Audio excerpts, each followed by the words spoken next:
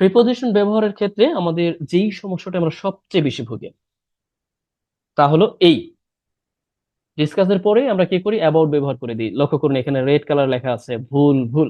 এটা হবে না, কারণ আমরা ডিসকাসকে আজ থেকে মাথায় রাখবো। ডিসকাস এটা হচ্ছে ট্রান্সিটিভ ভার্ব, এরপরে প্রিপোজিশনের প্রয়োজন নাই।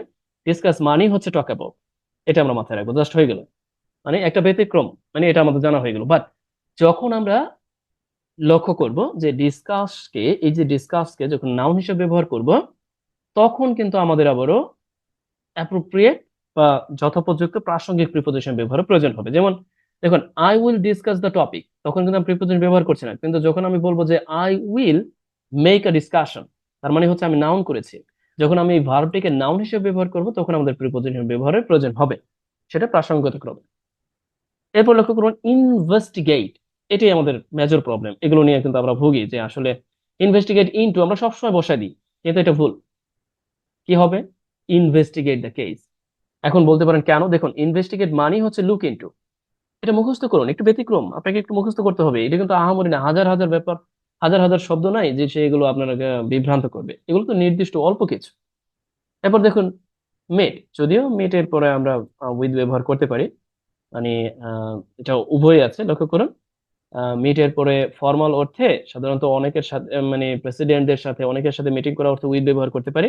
বাট একজনের ক্ষেত্রে অর্থে জাস্ট উইথ ব্যবহারের প্রয়োজন হবে না। এটা একটা হয়তো বা আপনি সিলি মিস্টেক করতে পারেন। জি। এরপর লক্ষ্য করুন এমফেসাইজ, আমরা ভার্ব প্রয়োজনে আমরা ব্যবহার করে থাকি। সাধারণত আমরা অন ব্যবহার করে ফেলি। ও হ্যাঁ, এমফেসাইজ, এটা তো অন হবে, বাট না, কারণ এমফেসাইজ একটি ট্রান্সিটিভ ভার্ব। এরপরে আপনার দয়া করে নতুন করে প্রিপোজিশনের প্রয়োজন নাই, কারণ সরাসরি সে অবজেক্টে নিতে পারে। এখন বলতে পারেন তাহলে এটা কি তাহলে এটার পর কখনই কি প্রিপোজিশন হবে না? হ্যাঁ হবে, যখন আপনি এমফেসাইজ কে নাউন হিসেবে ব্যবহার করবেন তখন হবে। একই রকম ভাবে স্ট্রেচ, জোর দেওয়া, আমরা সাধারণত স্ট্রেচ অন ব্যবহার করে ফেলি, বাট স্ট্রেচ অন হবে না। ব্যতিক্রম আপনি একটু মাথায় রাখুন। আর সবচেয়ে ভালো হয় ব্যতিক্রম এত মাথায় রাখতে হবে না। স্ট্রেচ মানে হচ্ছে transitive verb, that is why and transitive verb directly needs object, no need preposition. So হয়ে গেল। তার মানে হচ্ছে আপনি সিম্পলি কি করবেন যে হ্যাঁ আমি স্ট্রেস কি করেছি, আমি পড়াশোনায় জোর দিয়েছি, আমি আইন কানুনে জোর দিয়েছি। সিম্পলি আপনি কিন্তু তখন কি ব্যবহার করতে পারেন? তখন আপনার দয়া করে নতুন করে প্রিপোজিশন প্রয়োজন হবে না, অন এর প্রয়োজন নাই। এই যে ডিমান্ড ফর ব্যবহার করি, ওটা হবে না, ভুল। সরাসরি, কারণ ডিমান্ড ট্রান্সিটিভ ভার্ব, ডেফিনেটলি এই যে এরকম ভাবে অবজেক্টটা চলে আসবে। রিকোয়েস্ট ফর আমরা সবসময় ব্যবহার করে থাকি, এটা একেবারেই হবে না। কারণ কেন হবে না? রিকোয়েস্টকে যখন আমরা ভার্ব হিসেবে ব্যবহার করি, এটা হচ্ছে একটা ট্রান্সিটিভ ভার্ব। বাট যখন আপনি রিকোয়েস্টকে নাউন হিসেবে ব্যবহার করবেন, হয় না যে আমি বলি না যে I will make a request, আমি একটি অনুরোধ তাকে করব। কলোকেশন হিসেবে যখন আমরা ব্যবহার করি, definitely you have to use, you see a preposition for, তখন আপনি ব্যবহার করতে পারবেন। এই যে ডিমান্ড যখন আপনি নাউন হিসেবে ব্যবহার করবেন তখন ফর ব্যবহার করতে পারবেন, বাট ভার্ব হিসেবে ব্যবহার করলে পারবেন না। এখন এইগুলো তো একেবারে নির্দিষ্ট, এগুলো অনেক না, আপনি একটু দেখে নেবেন। এরপরে এই যে লক্ষ্য করুন কন্ট্রাক্ট, কন্ট্রাক্ট মানে হচ্ছে আমরা সাধারণত উইথ ব্যবহার করি, কিন্তু এটা হবে না, এরপর থেকে আর দিবেন না। কারণ কন্ট্রাক্ট আমরা সাধারণ কি করি, কন্ট্রাক্ট সিম্পলি আমরা ব্যবহার করে ফেলি। তো ইয়েস, মানে একজনের সাথে যোগাযোগ অর্থে আমরা ব্যবহার করে থাকি কন্ট্রাক্ট, উইথ আর দরকার নেই। কন্ট্রাক্ট মানে হচ্ছে কমিউনিকেট উইথ, কন্ট্রাক্ট মানে হচ্ছে এটা আবার অ্যাপ্রোপ্রিয়েট প্রিপোজিশন। তার মানে কন্ট্রাক্ট মানে হচ্ছে এইটা, তার মানে এখানে উইথ ইতিমধ্যে আছে। একটু ব্যতিক্রম। এই যে লাক অফ ব্যবহার করে থাকি, হ্যাঁ লাক অফ হবে যখন আপনি লাক অফ কে নাউন হিসেবে ব্যবহার করবেন, কিন্তু যখন আপনি ভার্ব হিসেবে ব্যবহার করবেন তখন কিন্তু আর অফের প্রয়োজন হবে না। এইটা জাস্ট আপনি একটু মাথায় রাখুন। কিছু ব্যতিক্রম, কম্প্রাইজ, কম্প্রাইজ সাধারণত আমরা অফ ব্যবহার করে ফেলি, comprise of 5 members, but comprise মানেই হচ্ছে কনসিস্ট অফ। দেখুন আমি দিয়ে রেখেছি। এখন যে কনসিস্ট অফ মানেই হচ্ছে কম্প্রাইজ, তার মানে হচ্ছে কনসিস্ট অফ, এখানে কিন্তু প্রিপোজিশন আছেই, নতুন করে আর প্রিপোজিশন দরকার নেই। Comprise, comprise 5 members. কেন কারো কারো কাছে একটু আনইজি ফিল হতে পারে, ও এটা তো বোঝা যাচ্ছে না আসলে কেন, কেন যুক্তিকতা নেই। Comprise, that means definitely you can take it as a transitive verb, so you do not need extra preposition and after it. So এখানে দেখতে পাচ্ছেন comprise মানে হচ্ছে consist of, কোনো কথা নেই। ইন্টারের পর ইন্টু বসবে না, কিন্তু ইন্টারকে যখন আপনি নাউন হিসেবে ব্যবহার করবেন তখন কিন্তু বসার সম্ভাবনা আছে, এবং বসেও বটে। ইন্টার মানে হচ্ছে গেট ইনটু, তার মানে এখানে প্রিপোজিশন ইতিমধ্যেই আছে। ইন্টার মানে গেট ইনটু, মানে প্রবেশ করা অর্থে। কেমন? আশা করছি এই যে এই সাইডে সব রাইট আছে, এটা জাস্ট একটু মাথায় রাখবেন, আর কোনো কথা নেই। এরপরে আরো আছে এন্ড ডেসেন্ট মানে গো ডাউন, নতুন করে ডেসেন্ট ডাউন দিতে হবে না, ডেসেন্ট মানেই হচ্ছে নামা, অ্যাসেন্ট মানেই উপরে ওঠা, দয়া করে আর আপ দিতে হবে না। এই ব্যাপারগুলো একটু মাথায় রাখলেই কিন্তু আমরা দারুণ ভাবে পারি। রিটার্ন, রিটার্ন মানেই হচ্ছে ফিরে যাওয়া, দ্যাট মিনস গো ব্যাক। এখানে আর নতুন করে আমাদের প্রিপোজিশন অনেক সময় আমরা দিয়ে ফেলি রিটার্ন ব্যাক, বাট হবে না। ঠিক আছে, এক্সপ্লেইন, এক্সপ্লেইন মানে হচ্ছে ব্যাখ্যা করা। এখন আপনাকে দয়া করে আর নতুন করে প্রিপোজিশন প্রয়োজন হবে না, explain about what you, explain on.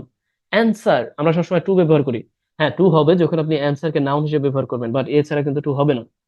সরাসরি অ্যান্সার দ্য কোয়েশ্চেন, প্রশ্নের উত্তর দেওয়া অর্থে আপনি স্টেপনি ব্যবহার করতে পারেন। রিপ্লাই টু, রিপ্লাইয়ের ক্ষেত্রে আবার টু হয়। রেসপন্ডিং টু এ লেটার, বিশেষ করে লেটার এটা ওটার ক্ষেত্রে আমরা সাধারণত রিপ্লাই টু ব্যবহার করে থাকি, বাট অ্যান্সার এরপর টু হবে না, তবে নাউন অর্থ হবে। একটু তড়িৎ গতিতে যাচ্ছি, একটু জাস্ট আপনাদের প্রশ্নের সুযোগ দেওয়া হবে, তখন আপনারা প্রশ্ন করবেন দয়া করে। জি, রিচ এরপরও প্রিপোজিশন হবে না, কারণ ইতিমধ্যে আমি আপনাদেরকে অবগত করেছি রিচ এর মানে হচ্ছে অ্যারাইভ অ্যাট অর ইন, তার মানে হচ্ছে প্রিপোজিশনের দরকার নেই, সরাসরি ডেস্টিনেশন দিয়ে দিবেন। এরপর ফেস, এটা বোধ ব্যবহার আছে। ফেস বোধ ব্যবহার তার মানে হচ্ছে যখন যেটা দেখবেন বোধ আছে তার মানে হচ্ছে এটাও কারেক্ট, এটাও কারেক্ট। লক্ষ্য করেছেন? প্যাসিভের ক্ষেত্রে এটা ঠিক আছে, বাট অ্যাক্টিভের ক্ষেত্রে আপনার, অ্যাক্টিভের ক্ষেত্রে ফেস হচ্ছে একটি ট্রানজিটিভ ভার্ব, তখন আর আপনার কি প্রয়োজন হবে না, আপনার নতুন করে আর প্রিপোজিশন প্রয়োজন হবে না। বাট যখন আপনি প্যাসিভ সেন্টেন্সে লিখবেন তখন এটার অর্থটা হয়ে যায় সম্মুখীন, আর এইটার অর্থটা ভার্ব অর্থে অ্যাক্টিভ সেন্সে এটার অর্থটা হচ্ছে সম্মুখীন হচ্ছি। আর এইটার মানে এটার অর্থটা হচ্ছে শুধু সম্মুখীন, তার মানে এখানে অ্যাডজেক্টিভ হিসেবে ফেসের ব্যবহারটা একই সাথে প্যাসিভ বাক্য তৈরিতে আমরা উইথ ব্যবহার করতে পারি। একটু তড়িৎ গতিতে গিয়েছে, যদি প্রশ্ন থাকে তাহলে আমাকে জিজ্ঞাসা করবেন। আবার বলছি, ফেস এর পরে কি উইথ হতে পারে, আবার নাও হতে পারে যখন সরাসরি অবজেক্টটা চলে আসে। জি, আর যখন ইন প্যাসিভে হয় তখন আমাদের উইথ দিতে হচ্ছে। আন্ডারগো, আন্ডারগো মানেই হচ্ছে কোন একটা পরিস্থিতির মধ্যে দিয়ে যাওয়া। আমরা অনেক সময় কি বলি, under we, undergo with, under through এরকম ব্যবহার করি, দরকার নেই। আন্ডারগো মানেই হচ্ছে কোনো পরিস্থিতির মধ্যে দিয়ে যাওয়া, তার মানে এই যে আন্ডারগো মেজর অপারেশন, সাধারণত অপারেশন এটা ওটার ক্ষেত্রে ব্যবহার করা হয়ে থাকে। ট্যাকল উইথ সবসময় আমরা ব্যবহার করে থাকি, but not, don't you need, এটা দরকার নেই, আপনি ব্যবহার করবেন না। ট্যাকেলের পর উইথ ব্যবহার করে আমাদের অভ্যস্ত, আমরা করে থাকি, আজকে থেকে দরকার নেই, জাস্ট সরাসরি, কারণ tackle as a transitive verb. এরপরে লক্ষ্য করুন আপনারা যেটা করে থাকেন আরেকটি ব্যাপার, সেটা হচ্ছে মানে অ্যাটেন্ড, ওই যেমন বললাম টেক, টেক পার্টি ইতিমধ্যে আমি আলোচনা করেছি। অ্যাটেন্ড মানে হচ্ছে স্বাভাবিক অর্থে অ্যাটেন্ড টু আমরা ব্যবহার করি, ও হ্যাঁ মিটিং অংশগ্রহণ করা অর্থে টু হবে, বাট এটা হবে না। অ্যাটেন্ড টু মানে হচ্ছে শোনা, শোনা, বুঝতে পারছেন? তার মানে কেয়ারফুলি শোনা, কোনো কিছু শ্রবণ করা। তার মানে অ্যাটেন্ড টু মিটিং তো হচ্ছে না, মিলছে না, তার মানে সরাসরি অ্যাটেন্ড। এই অ্যাটেন্ড এর মানেটা হচ্ছে টেক পার্টি। এখন এই ব্যতিক্রম গুলো যদি আপনি এখানে শিখে থাকেন তাহলে তো আপনার আর কোনো চিন্তা নাই, তাহলে আপনাকে ভাবতে হবে ও এটার পরে এটা হবে কি হবে না, কারণ আমি ব্যতিক্রম গুলো এখানে দিয়েই দিয়েছি, তাহলে আপনার সমস্যাটা তো আর থাকার কথা না। এরপর লক্ষ্য করুন সিম্পলি যে attend to, carefully, attend on, take care, attend at, or আমরা জানি যে অ্যারাইভ, টাইমলি, পৌঁছানো। এরপরে দেখুন এই মেরি এর সাথে কখন অফ হবে কখন হবে না, কখন মানে উইথ হবে, কি যে এক ঝামেলা। আসুন আমরা একটু বিচার বিশ্লেষণ করি আসলে ঝামেলাটা কোথায়। দেখুন, মেরি স্বভাব তো এটা হচ্ছে একটি ট্রান্সিটিভ ভার্ব, যখন আপনি সরাসরি কি করবেন, মানে বিয়ে করা অর্থে, বিয়ে করা অর্থে মানে কেউ করবে, সে করবে, ব্যক্তি যিনি করবেন, ওকে, সেই অর্থে আমরা সিম্পলি কি করতে পারি, আমাদের আর দয়া করে এই কোনো প্রিপোজিশন প্রয়োজন হবে না, জাস্ট মেরি হিম, মেরি হার, হরিবার। সেটা মেয়ে ছেলেকে করতে পারে, ছেলে মেয়েকে করতে পারে, নো প্রবলেম। বাট সমস্যাটা বেঁধে যায় কোন জায়গায়, যখন কেউ অন্য কাউকে বিবাহ দেয়, তখনই ঝামেলাটা বেঁধে যায়। তখন আপনাকে আবারও কি করতে হচ্ছে, তখন আপনাকে সিম্পলি অফ ব্যবহার করতে হচ্ছে। এই যে লক্ষ্য করেছেন অ্যাক্টিভ সেন্সে, যেমন ধরেন আমি বললাম যে গরিব বাবা মা তার মেয়েকে বিবাহ দিয়েছে, সেই অর্থে আপনাকে কিন্তু এই অফটা ব্যবহার করতে হবে, মানে বিদায় দিয়েছে আর কি, এরকম অর্থে। এখন একটা ব্যাপার লক্ষ্য করুন, এই যে যে ব্যবহারটা হয়েছে এটা কিন্তু আপনাকে এটা জানা থাকতে হবে। তাহলে টুটা কখন হবে, টুটা হবে প্যাসিভ বাক্যে সিম্পলি, যেমন জাস্ট আপনি বললেন আমরা যদি সিম্পলি বলি যে কে আছে বর্তমানে চলমান, কোনো ইস্যু নাই না, ওকে ঠিক আছে, ইস্যুতে আমরা গেলাম না। সিম্পলি যদি আমরা এখানে লক্ষ্য করি, she has been married to a BCS cadre, মানে আসলে ক্যাডার না বলে খারাপ দেখায়। কারণ এটা ছাড়া আসলে সি বলাটাই উচিত না। ওকে, তার মানে সে তার বিসিএস ক্যাডারের সাথে বিবাহ হয়েছে, তার মানে প্যাসিভ সেন্স। ঠিক আছে, তখন আমাদের টু ব্যবহার করতে হচ্ছে। বাট উইথ দিয়ে না, ভুল করে। উইথ কিন্তু হবেই না, উইথ এর সাথে মেরি যায়ই না, একেবারে মানে মানানসই না। ঠিক আছে, তার মানে হচ্ছে কেউ কাউকে বিয়ে দিলে অব ব্যবহার করতে হবে, আর যদি কেউ নিজে বিয়ে করে তাহলে সরাসরি কোনো প্রিপোজিশন দরকার নাই, আর প্যাসিভ সেন্সে আপনাকে টু ব্যবহার করতে হবে। জাস্ট এটাই। ওকে, এরপরে ওই ইন্টারতে দেখেছি অপোজ, এগেনস্ট, দরকার নেই। অপোজ মানেই হচ্ছে বিরুদ্ধে বলা, সেক্ষেত্রে আর নতুন করে এগেনস্ট দেওয়ার দরকার নেই। ওকে, এরপরে প্রিফার। প্রিফার এর পরে আমরা টু এটা ওটা ব্যবহার করি, বাট আমাদের মাথায় রাখতে হবে প্রিফার এর পরে হয় নাউন হতে পারে, দুইটা নাউনের মধ্যে তুলনা অর্থে আমরা সাধারণত মাঝে টু ব্যবহার করি। আবারও দুইটা জেরান্টের মাঝে ব্যবহার অর্থে মাঝে আমরা টু ব্যবহার করি। প্রিফার রিডিং অর রাইটিং, মানে আমি রাইটিং এর চেয়ে রিডিং কে পছন্দ করি, আমি কফির চেয়ে টি কে পছন্দ করি। বাট আমরা অনেক সময় প্রিফার টু ব্যবহার করে ফেলি, বাট এটা কিন্তু হবে না, রিফার টু হতে পারে। জি, এরপরে ও হ্যাঁ, প্রিফার টু হতে পারে, তবে ইনফিনিটিভ অর্থে সাধারণত, এই যে প্রিফার টু স্টে হোম, মানে ইনফিনিটিভ অর্থে আমরা ব্যবহার করতে পারি। জি, এরপর আমরা মেনশন অ্যাবাউট, আরো আছে ওরে, সর্বনাশ, আরো আছে।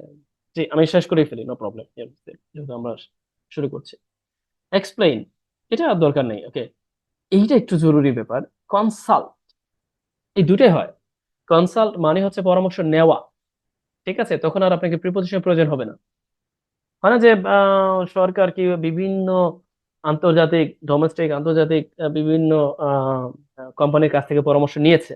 এখন আপনার কাছে মনে হতে পারে ওকে, কাজ থেকে নিয়েছে তার মানে কাজের জন্য কনসালটেড ফ্রম হবে। Not yet. এই কনসাল্ট মানেই হচ্ছে পরামর্শ নেওয়া। তাহলে নতুন করে কি আর আপনাকে প্রিপোজিশনের প্রয়োজন আছে? মানে কারো কাছ থেকে নেওয়া, কনসাল্ট মানেই কারো কাছ থেকে পরামর্শ নেওয়া, জাস্ট এটা মাথায় রাখবেন, মুখস্থ করে ফেলবেন, কনসাল্ট মানে কারো কাছ থেকে পরামর্শ নেওয়া। তাহলে আর আপনাকে প্রিপোজিশন নিয়ে বিভ্রান্ত পড়তে হবে না। এখন আরেকটা আসুন, কনসাল্ট উইথ হতে পারে কখন? যখন আপনি দেখবেন পরামর্শ করা হচ্ছে। একটা পরামর্শ নেওয়া আর একটা পরামর্শ করা আলাদা কিন্তু ব্যাপার। তার মানে কি, যেমন ধরুন একটি ছেলে তার বাবা মার সাথে পরামর্শ করলো, তার শিক্ষকের সাথে পরামর্শ করলো, আলোচনা করলো। ঠিক আছে, এখন আপনি যদি বলেন যে না সে পরামর্শ নিয়েছে, তাহলে কিন্তু আপনার এটা করতে হবে না, মানে উইথ দিতে হবে না, কিন্তু আলোচনা করা ওঠে সাধারণ সিম্পলি, আলোচনা করা হচ্ছে নর্মালি, তখন কিন্তু আপনাকে উইথ দিতে হচ্ছে। এরপরে জয়েন, আমরা সাধারণত জয়েন ইন বা জয়েন উইথ আস এটা বলি, ও জয়েন ইন আস বা join with us whatever and, তবে জয়েন এর পরে সাধারণত প্রিপোজিশনের প্রয়োজন নাই, সরাসরি আপনি কি করতে পারেন, অবজেক্ট ব্যবহার করবেন, কোনো প্রিপোজিশন প্রয়োজন নাই। আমরা অভিবায় দিয়ে অভ্যস্ত, ছোটবেলা থেকে আমরা বিভিন্ন বইও পড়েছি অভিবায়, অভিবায়, অভিবায়, অভিবায়, এরকম। আসলে এটা ভুল, অভিবায় বলে কোনো ব্যাপার নাই। এটা সরাসরি আপনি অ্যাজ এ ইয়া হিসেবে ব্যবহার করবেন, দ্যাট মিনস ট্রান্সিটিভ ভার্ব হিসেবে ব্যবহার করবেন। অ্যাভয়েড অফ ব্যবহার করি, অ্যাভয়েড অফ হবে না। তবে হ্যাঁ, যদি আপনি নাউন হিসেবে ব্যবহার করেন তখন হতে পারে। Avoid them, just I avoid them, আমি তাদেরকে অ্যাভয়েড করি। ওকে, ট্রাস্ট, অন বা ইন ব্যবহার করে থাকি, দরকার নেই। ট্রাস্ট মানে transitive verb, that means trust you, I trust you. Okay, on, on about, okay, no বোধ অর্থে ব্যবহার হয়, নো অ্যাবাউট দিস। আবার আমরা কিন্তু এটাও জানি, নো দ্য অ্যান্সার, যখন একেবারে অ্যাক্টিভ সেন্সে ব্যবহার করি তখন দ্যাটস গ্রেট। আবারও আমরা নন টু ব্যবহার করি যখন প্যাসিভ সেন্সে ব্যবহার করি। এই হচ্ছে ব্যতিক্রম। আমার মনে হয় না এখন আর আপনাদের তেমন একটা মেজর সমস্যা থাকার কথা। তবে হ্যাঁ, এটা হয়তো না দেখার কারণে, কেউ কেউ প্রথম দেখেছেন সেই কারণে হয়তোবা কারো কারো কাছে একটু বিভ্রান্তি বা একটু জটিল মনে হতে পারেও বটে। তবে আমি এটার উপরে ক্লাস এখনই শেষ করে দিচ্ছি না, কারণ সবে মাত্র আমি আপনাদের সাথে পরিচয় করিয়ে দিলাম যে আসলে প্রিপোজিশন ব্যাপারগুলো কি আর ব্যতিক্রম ব্যাপারগুলো কি। এই হচ্ছে ব্যাপার।